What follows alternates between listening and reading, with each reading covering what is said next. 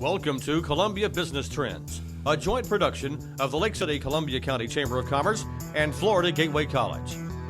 Columbia Business Trends keeps you informed on what's happening in the business community in Lake City and Columbia County and upcoming events. Now, the hosts of Columbia Business Trends, Danielle Decker and Noah Walker. Hello everyone, and welcome to Columbia Business Trends, a program produced by the Lake City Columbia County Chamber of Commerce. I'm Danielle Decker. And I'm Noah Walker. We've got a great show for you this quarter, including an interview with the new director of the Tourism Development Council, Paula Van. And we'll show you all the ghouls and goblins from the trunk or treat, which was held in downtown Lake City. But first, it's election season in America, and in Columbia County, your Chamber of Commerce, the Lake City Reporter, and Florida Gateway College produce a program called Candidate Forum. This is where the viewers get to see candidates running for local office. Our own Carrie Hagler has more in this report. Each election year, Florida Gateway College, the Chamber of Commerce, and local businesses sponsor Candidate Forum. In October, candidates for U.S. Congress, Columbia County School Board, and County Commission appeared on the college's TV station and online and answered questions.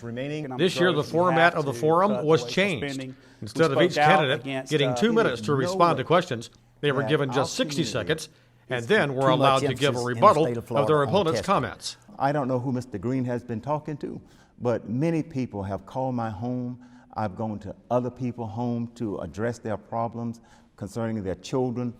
Mr. Phillips mentioned Plum Creek. Plum Creek is a good project. We're going to have to work closer with Plum Creek to do that. But I said this in the primary. Plum Creek is a private enterprise deal. The questions asked of the candidates were formulated by members of the Chamber's Government Relations Committee. Well, it's extremely important. This is an opportunity to hear questions that are submitted by the community about the issues and where the candidates stand on the various issues. It's a good way to separate yourself from the mailers and hear the real truth about where they stand on various issues and see how they speak. Robert Bridges, news editor of the Lake City Reporter, served as moderator. The college and the Chamber have co-sponsored Candidate Forum since 1986. Chamber President John Kirkendall is winding down his term as president, and new members have been nominated to fill the vacancies on the board. Here's John. We are losing 4 directors from our Chamber board this year due to term limitations. Steve Bristow of the Money Man, Mike Williams of Potash Corp. of White Springs, Josh Krapps of Darby Peel Law Firm, and myself, John Kirkendall of Gulf Coast Financial. The board will be changing in January as the new seats will be filled by our community leaders who are eager and excited to begin their terms on the Chamber board. The director seats will be filled by Gloria Markham, First Federal Bank of Florida, Leanne Fair of Omni Home Healthcare, Brad Wheeler, Gateway Forest Lawn Funeral Home, and Rob Summerall of Tico Graphics. Under the leadership of Joy Lozada, the 2015 president, I am certain that the Chamber Board will continue the work together to make Lake City and Columbia County a great place to live and work. The Chamber sponsored a professional development event at Florida Gateway College in August featuring an attorney who specializes in employment law. Bill Kreisner of Tallahassee spoke to Chamber members about some of the unique cases he's had over the past several years. His presentation was called Tales from an Employment Lawyer's Crypt. Kreisner told the clients that he's represented in discrimination claims, sexual harassment cases, and other labor cases. We used some examples in today's training talking about making sure that people weren't showing up to work too early or they're staying around after work is supposed to end. Oftentimes, these law firms will find that these issues are actually compensable and haven't been paid properly, so the lawsuits will involve things such as those. The nice thing is that this area, employment law, is one of those areas where you can take some preventative measures that really mitigate against the risks. So things like your employee handbooks and job descriptions, doing a wage and hour review and making sure the positions are being treated properly when it comes to exemption status are all just some of the examples of things that you can do to at least mitigate against that potential risk. He says it's a good idea for all employers to be on guard for potential lawsuits. When we come back on Columbia Business Trends, we'll have an interview Danielle did with the new Executive Director of the Tourism Development Council, Paula Van. Don't go away, we'll be right back.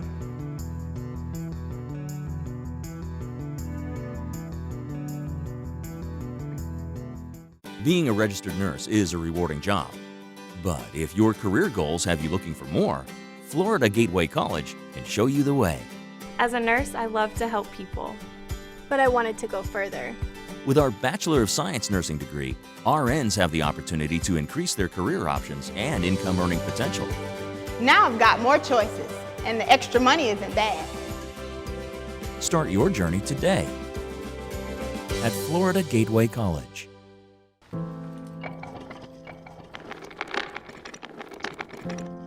Maybe he's really focused. Hey, Michael. Michael. Maybe he likes spinning the wheels. Maybe he just loves trucks. Maybe he's just being a boy.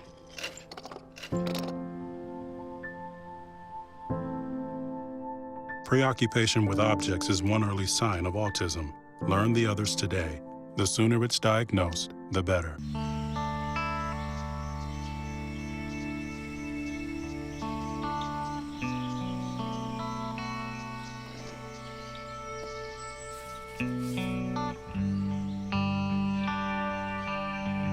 This is the moment I knew. His future had no boundaries. There are some moments only the forest can inspire. Find yours at discovertheforest.org.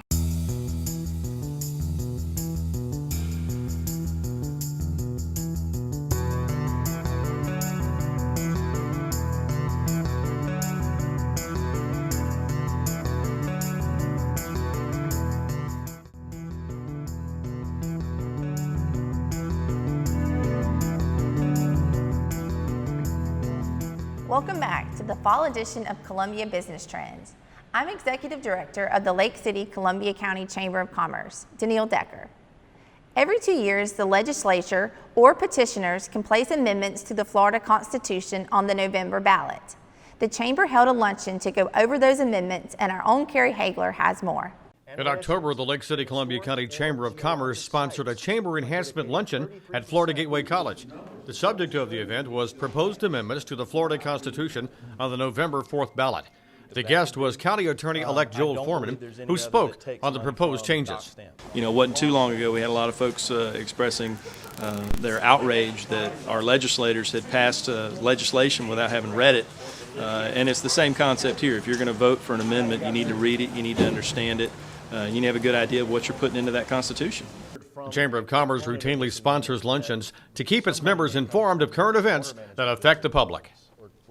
Longtime TDC Director Harvey Campbell retired from the job in February, leaving big shoes to fill. County Commissioners announced Campbell's replacement last month. The Chamber's Danielle Decker had a chance to sit down with the new Executive Director of the Tourism Development Council, Paula Van. Hi, I'm here with Paula Van, who's the incoming new Executive Director for the Tourist Development Council here in Columbia County. Welcome, Paula. Thank you for having me. I have a few questions for you about your new role. The first one is, what do you even see as your role as being the Executive Director for the TDC? I see myself as the marketing and sales arm of Columbia County to promote Columbia County and the Swanee Valley to bring more people here to visit and see what we have to offer. And obviously, as residents, we think that it's a great place to live and to work and to visit. So what can you do to get the word out to other areas in Florida about what a great place Columbia County is? I think really looking at our marketing channels and seeing how we advertise out in the state, regionally, nationally, internationally, and getting out and talking to people, building relationships, and telling people our story about what we have to offer here, not just as residents, but the experience people have when they come here. And I know one thing these days is social media is so popular. Do you plan on using that avenue to get the word out?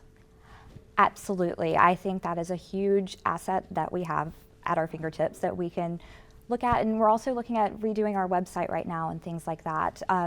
We have someone on board working on that, and we'll implement that sometime after the new year. Okay. Well, one area that's been so great for Columbia County is the baseball and softball tournaments. I don't know if residents fully have an understanding of what an economic boost that is to our community. Is your plan to still kind of continue to help market that, or do you have a different direction that you want to go? No, I think it's a great avenue economically here in Columbia County. I don't think people, like you said, completely understand or realize that the people that come here for the tournaments, they stay here, they spend money here, they go to restaurants, they go to the grocery store, they buy gas. There's a lot of rollover that we can't completely calculate at this time, and we really want to focus on that to build on that and bring more people and tournaments here for that reason. Right. So one of your key roles will be working with hotel owners, hotel staff, campground owners. Do you think that you'll be able to move into that role pretty smoothly? You think that you see any issues that are coming forward? I don't see any issues. I know it takes time to build relationships and trust, and once I get to know everyone, I think it will go very smoothly. I've been in other markets before where I've had to start from scratch to build those relationships, and I've already started here, actually going and meeting some of the hotel owners and general managers and touring some of the facilities, and I think I'm off to a good start, so I think it will just grow from there. Well, great. Well, one thing that I don't know if I mentioned in the beginning, but Paula's not even officially on the job yet. She's looking forward to starting in mid-November, so she's given us some broad ideas today, and we're so glad that you're here. Thank you for joining us. Thank you again for having me. And here's a look at the upcoming events for the last 2 months of 2014, by and for the Chamber of Commerce and its members.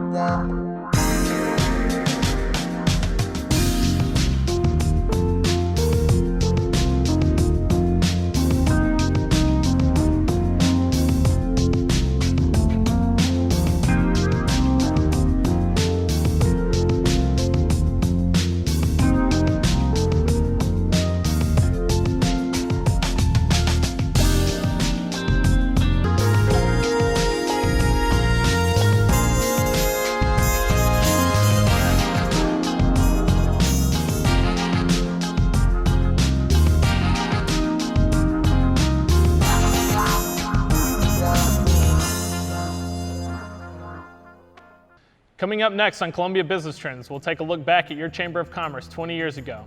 And we'll show you a very successful trunk or treat event that took over downtown Lake City. We'll be right back.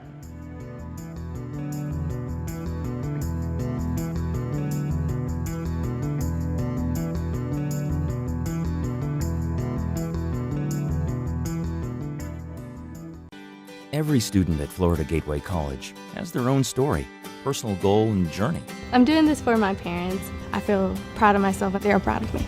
That's why we wanted to celebrate them and their success. I can go anywhere from this point forward. That's why we focus on helping you get the education you need to get where you're going. My family and I are proof that you can start at Florida Gateway College and go anywhere. Find the program or degree that's right for you and start your journey today at fgc.edu.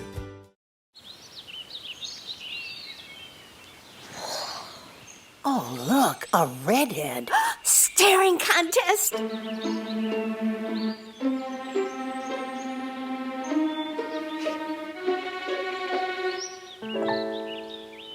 You still got it. I know. Come alive with the forest. The dad was cute.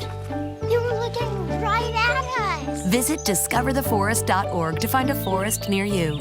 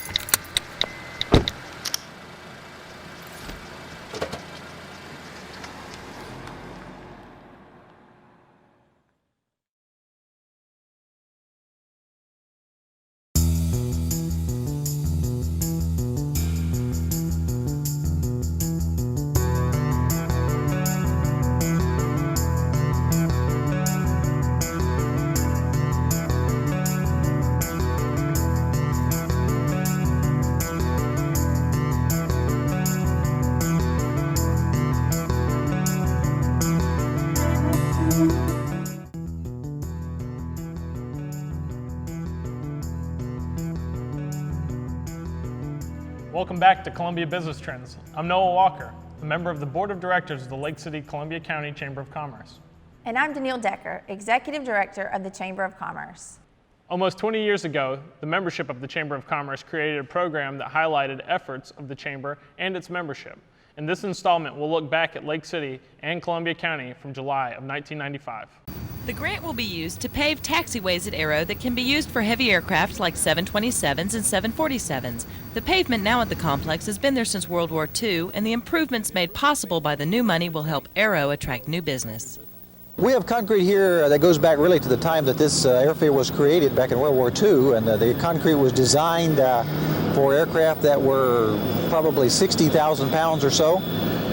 It's been here for a long time. It's continued to deteriorate with time and use and all those sort of things. And what we're doing now is upgrading the concrete to be able to take airplanes that are 180, 200,000 pounds or more, to be able to taxi those airplanes safely without any further deterioration of the concrete. In the recent history of Aero, have lost a military contract or two because they consider the pavement not up to the standards they were looking for. City leaders, as well as officials from the Chamber of Commerce and Aero, traveled to Tallahassee to secure the grant from the Department of Commerce. We presented our case, I think, very persuasively, very forcefully. The impact, economic impact that those jobs that we believe can happen here in Lake City would have, and they heard our case and said, okay, we buy in. It's important that we try to retain the workforce that we have out there, and it's more important that we try to increase it if we can. Aero currently has 460 employees on its payroll, and with this $1.5 million grant for the last phase of repaving, they hope to add 200 more jobs. The company will also invest $3.5 million for improvements to hangars, which will continue to ensure Aero's place as the #1 private employer in Columbia County. We take our cameras to DeSoto Drugstore in downtown Lake City. Suzanne has this report on a business that's been serving Columbia County for nearly 100 years. DeSoto Drugstore has been in business since the 1890s in Lake City, and it's considered a landmark by many in Columbia County. The store was started by a pharmacist named G.S. Young, then for many years it was operated by R.A. George. And many remember when Palmer and Edith Purser were owners. For the past 11 years, Donald Ray and Phyllis Houston have been the owners. I think some people, they come downtown, they're not familiar with the area, they just kind of stumble on us, and they think it's like a little treasure hidden down here. An old-fashioned drugstore has a soda fountain. Not any other stores around here still have that. It just has that atmosphere of times gone by, you know, a throwback to maybe the 50s or 60s. The DeSoto Drugstore is unique in today's world of pharmacies owned by big businesses. The Houstons like to keep their store on a more personal level. That's part of it right there, is that we are small and we spend time with people when they need it. And we're there whenever they want to ask questions, get to know them better. I think probably the neatest thing about our store that I like, being an owner of a business, is probably getting to know people and that sense of community. As Lake City grows and we go out to some of the areas, I don't know a lot of people. You know, there's a lot of people out there that I don't know, but in this community downtown, I know a lot of people that we see day after day after day, and we do learn a lot about their lives. We see them when they're sick, we see them when their daughters are fixing to get married, or their sons, and all different parts of their life. So we really know a lot about people that come in and out of our store. DeSoto Drugstore, the business spotlight of the month, a place where you find modern convenience and old-time friendliness. Each month, the Chamber highlights member businesses by holding mixers. And for new businesses, we officially open the business with a ribbon cutting. Here's this quarter's installment of the Ribbons and Mixers. St. Leo University celebrated the grand opening of their recently remodeled office on the Florida Gateway College campus. The expanded space is located on the western part of campus.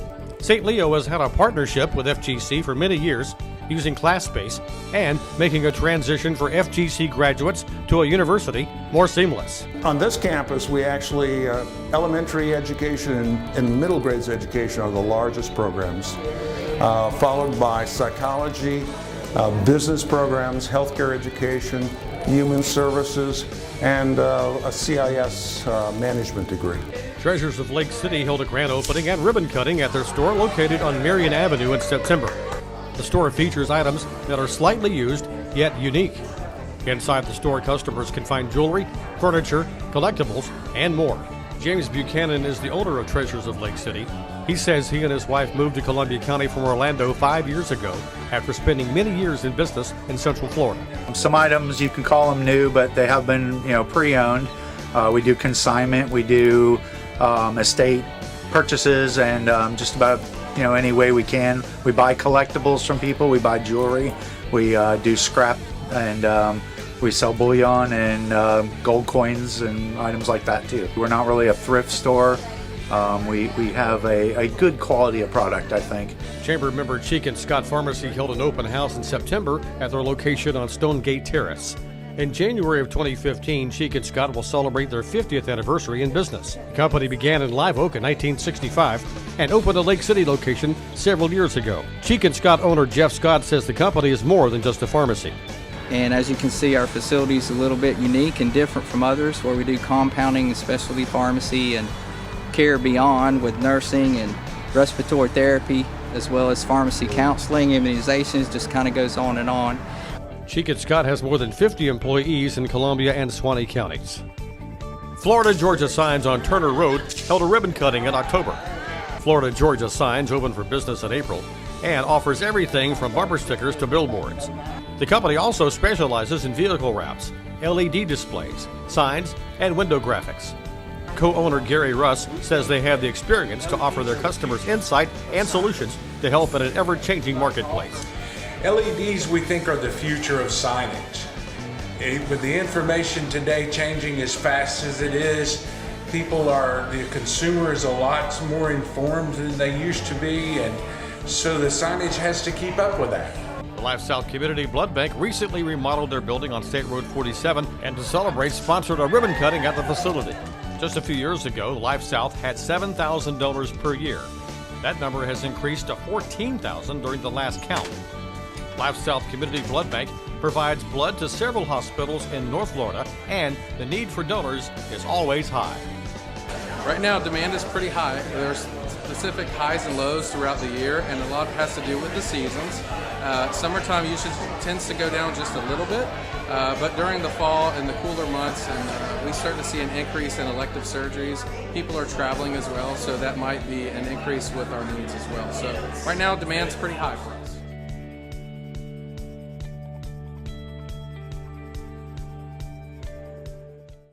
I had a chance to be part of one of the biggest events held in downtown Lake City, Trunk or Treat. Literally, thousands of kids and their parents converged downtown for some free candy, fun, free candy, live entertainment, and free candy.